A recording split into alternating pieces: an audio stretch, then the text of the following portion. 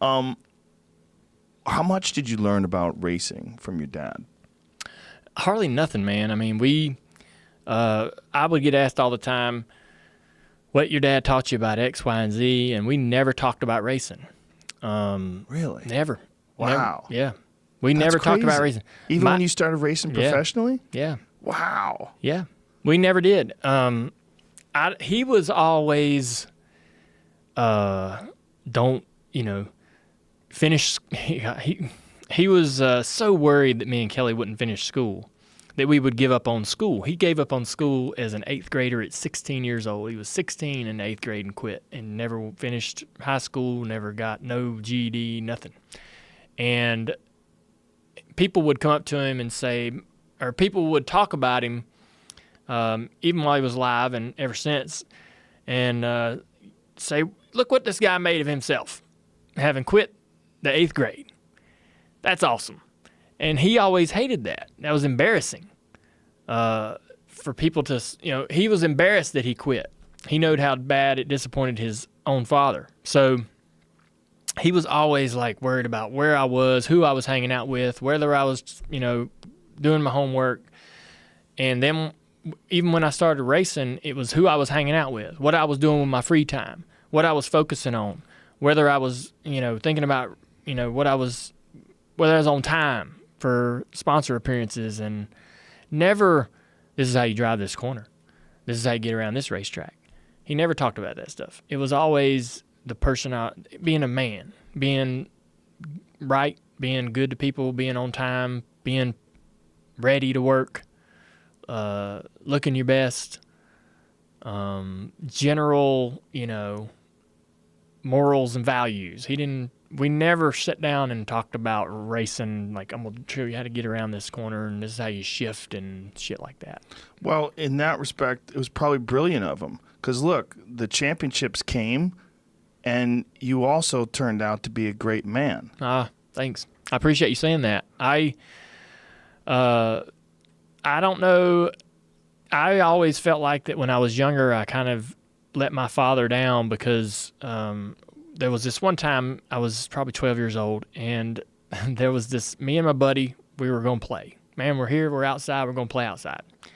My dad's standing over there, and there was a bucket full of shit. And he's like, hey, come here, Junior, pick that bucket up, move it over here. And I went over there and tried to pick it up, and I was like, I can't lift it.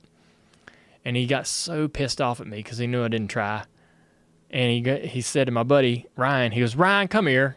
Pick the bucket up and take it over there. And he turned around and gave me this look of pure freaking disappointment. And I felt like that set the tone for our relationship. Wow. For one bucket. I know. I feel like that was that was our relationship in a nutshell for most of my teenage years. He looked at me as, I don't know what he's going to amount to. I don't know what this kid's going to do. I don't know what skills he has, or whether he's going to ever get his act together, or whether he's ever going to figure himself out, And I probably didn't give him much reason to think different. But then when I started racing, at late models, I ran 159 races, and he never came to one. Through 94, 95, 96, 97, I raced at Myrtle Beach, South Carolina every weekend, and he never once came down there to watch me. And so he didn't know whether I was a good race car driver or a bad race car driver. He didn't know whether I was, working on my car or understanding how they, how to build the car, fix the car. And when I would do good, I'd come home and I'd have a trophy and I'd say, hey, man, I won. And he'd go, well, who wasn't there? And I'm like, shit.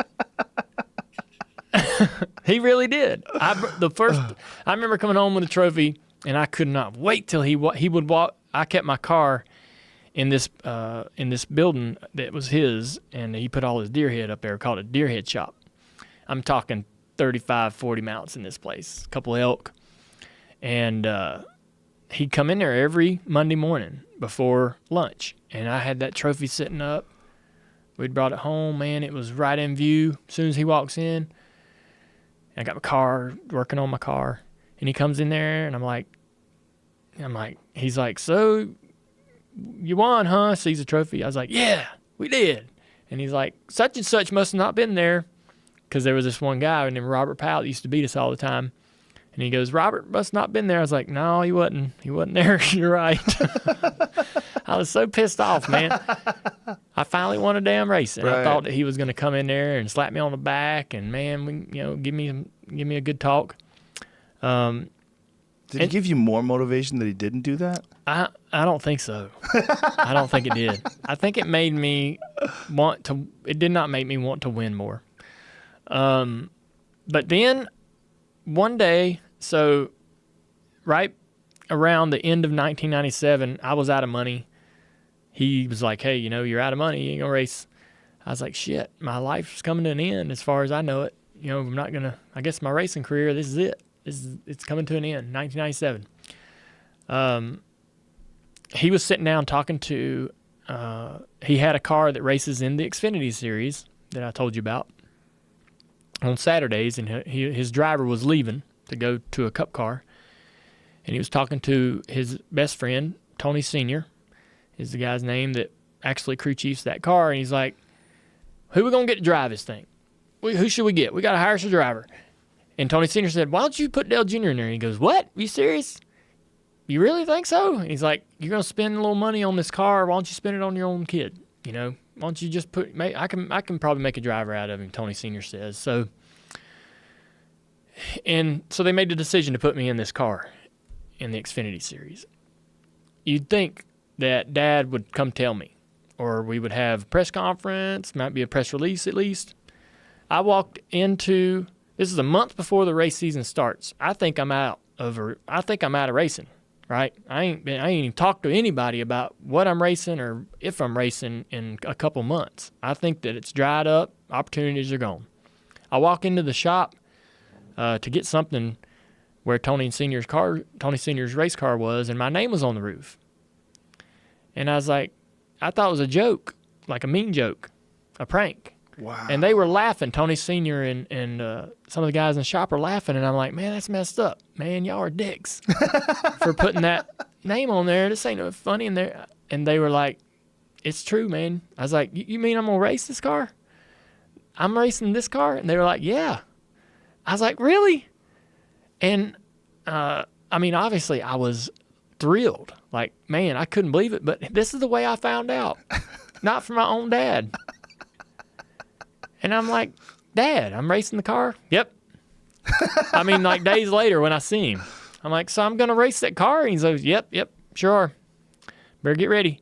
And that's it? Yeah.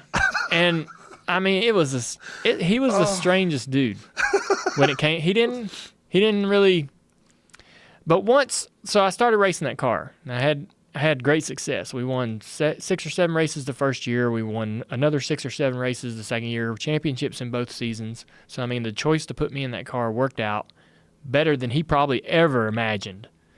Ever. In 159 late model races that I ran from 94 to 97, I won 4. In 159 late model races, I won 4. So he put me in this car on a whim and a prayer, and we ended up winning a championship, 2 in a row. So he is thinking, damn, this little, shit can drive a car. And that's when our relationship completely changed. That's when I had his arm around me. We were doing shit together. We had sponsor deals and promotions together. We were doing photo shoots together. I saw him all the time. And we talked about all kinds of, we talked about life. Girls and everything but racing. We didn't talk about racing much, which is fine. But and it was awesome. And so 98, 99, and then 2000, I went to Cup. He built a Cup team around me. We had Budweiser come in for $10 million a year, which was the biggest sponsorship anybody had at that time. And then he got killed in 2001 at the start of the season in Daytona 500. So those 3 years, 98, 99, 2000, were as good as it could get. Wow. Yeah. That must have been amazing. It Yeah, must have been amazing for you to turn that corner. Yeah. It was like a light switch. Wow. He went from not really engaging with me not comfortable around him, feeling ashamed, not measuring up. He's Right. because he's 10 foot tall, cowboy boots, black hat, tougher than shit. Not gonna, intimidator. That was his nickname. And I was blonde, pale, short as hell, not a muscle on me, and had accomplished nothing. Right. And so overnight it was like completely changed. We started running great, and people were coming up to me, like, dude, you're doing awesome, and he was real happy with that. He was pretty proud. It's crazy that he never talked to you about racing. No, That's just so strange. Yeah. I can't imagine. there was only one time that he did that. We were at a track called Bristol, Tennessee. We were at a track in Bristol, Tennessee. It's a half-mile high-banked racetrack, and we run 15-second laps around there. It's really fast, and it's kind of technical and tough to get around. And I'm out there practicing, and I wasn't doing it right. And he got up on one of the haulers and got on the radio and started talking to me. And he was like, "Hey man, I'm gonna tell you how to drive it." And so this one time in this one practice for about 5 minutes, he's like, "I'm gonna tell you how to drive this track." So I'm out there driving, and he's like, "All right, lift right here," and I'd lift, and he get in the gas, okay, I'm turn there, and he's just telling me how to drive the track. And that was the only time he ever did that. Just think of how much it would have improved you. I know, it really helped me there that day. I mean, and like when he told me how to do it, I'm like, holy shit, this is I would have never thought of doing it this way, and this is way better, Right. So, yeah, maybe he could have given me a few more tips on some things. I mean, come on, man. I mean, that has to be so crazy because that's your profession, Yeah. and your dad is a superhero. Well, I think that, I finally made it to Cup, and I think had he lived, he would have been in my ear all those years. Right. Do this, don't do this. This is Right. the best decision today.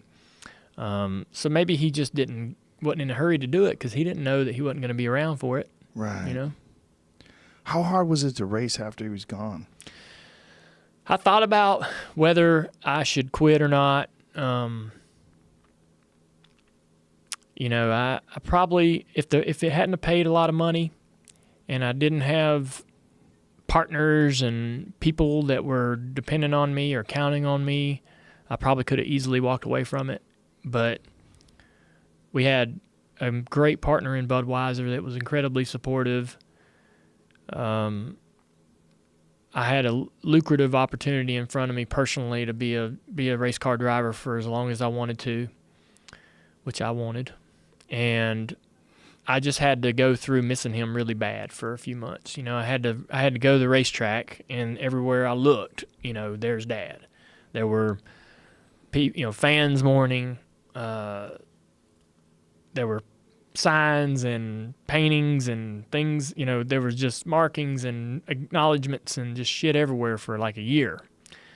And I appreciated it, and I knew why it was like that.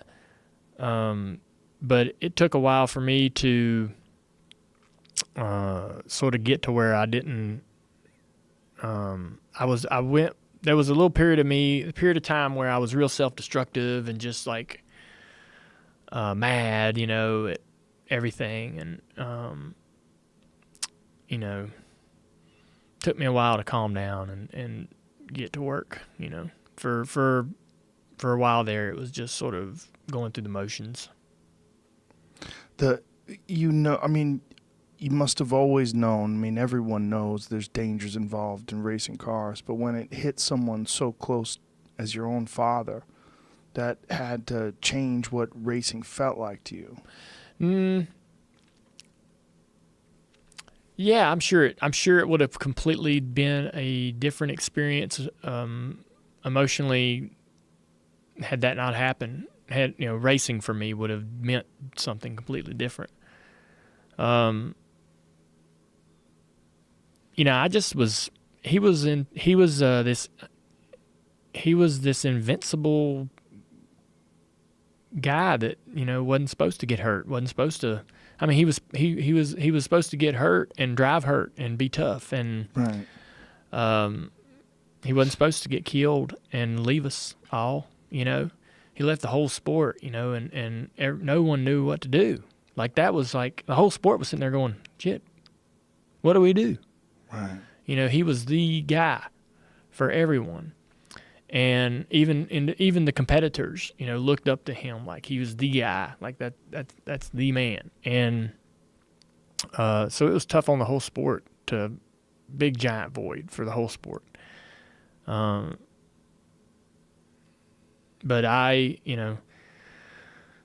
we just huddled together, me and my team, me and our company. I raced for my dad's company, so that whole company kind of held itself together, and everybody kind of pulled together and worked our way through it. That first year in 2001, just that year, that he was killed, that was just a kind of a tough year. I don't even really remember anything much about what happened that year. Won a couple races, but it was otherwise, the races where we didn't win, I don't even remember much about them, just retaining too much from it. It was just kind of a daze, 2004 was a great year. I think we kind of finally were coming out of the funk, around 2004, kind of coming out of the cloud of that. I would imagine that being a race car driver and having your dad be who he was always carried a lot of weight.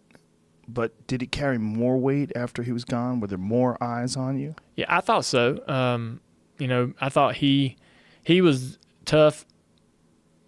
He knew who he was to the sport, and he knew that he carried a big, massive fan base, and he knew that people listened when he spoke and all those things. And so when he was gone, I think some people kind of looked at me to try to carry that same load and even be that same person, and I just wasn't going to do it. I was like, man, I'm going to be me. I'm going to be like I said, he's this 10-foot tall black hat, and I'm this short, scrawny, pale kid that, I couldn't be who he was. I'd have been faking it, and I couldn't be the intimidator, So I just have always, ever since then, been me. And if that's good, if you like that, great. I think I've been relatable, honest, genuine, and the fan base that I gained when he passed away, I thought we nurtured that and grew that. And I think we did a lot of great things in and outside the sport to do that. So I'm kind of proud of all those things. I thought I handled that well, considering there are a lot of different avenues to go at that time, and I think I chose some good ones, and certainly probably could have made some different decisions and have regrets, but for the most part, I was able to, add to his legacy a little bit. That was something that was important to me. I didn't go out there and win 90 damn races. I didn't win 7 championships, but I didn't hurt his legacy. I added to it, made a lot of people happy. There was an Earnhardt on the track. That was good for a lot of people. Dale, you got a great perspective. Well, thanks.